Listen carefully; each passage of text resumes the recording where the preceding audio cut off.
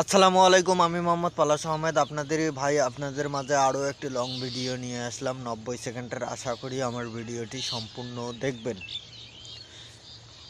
আপনারা যাদের বাবা মা বেঁচে আছে তারা বলুন আলহামদুলিল্লাহ, যাদের বাবা মা বেঁচে নেই তারা বাবা মার জন্য দোয়া করবেন যেন বেহেশতবাসী হয়। যারা বাবা মা বেঁচে আছে, যাদের যতটুকু পারেন, যতটুকু দিতে পারেন ততটুকু দিবেন। আছে না, আপনি কর্ম করতেছেন কিন্তু দিতে পারতেছেন না, স্যালারি পাইতেছেন 20,000, দিতেছেন 2,000। না, যতটুকু পাবেন দেবেন। যখন বাবা মা বেঁচে থাকবে তখন দিতে পারবেন, যখন বেঁচে থাকবে না তখন কারে খাওয়াবেন?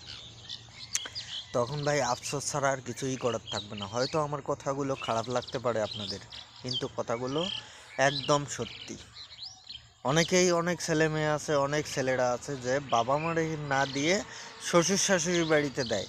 তো তাদের উদ্দেশ্যে বলতেছি ভাই, বাবা মা মানুষ করছে 30-35 বছর ধরে, বাবা মা দেখভাল করছে 30-35 বছর ধরে, আর ওই শ্বশুর বাড়িতে মনে করেন যে আত্মীয় স্বজন হলো, নতুন আত্মীয় স্বজন হলো, তারা হলো প্রধান মেহমান। তো এগুলো করা ঠিক না ভাই। বাবা মাই হইল মেইন, বাবা মাই হইল আসল। আপনারে কোলে পিঠে করে মানুষ করেছে। ওই যে একটা কথা আছে না, 2 দিনের বৈরাগী ভাতারে কয় অন্ন। কথাটা হাস্যকর হলেও সত্য। তো সবাই ভালো থাকবেন, সুস্থ থাকবেন। আবারও আসসালামু আলাইকুম।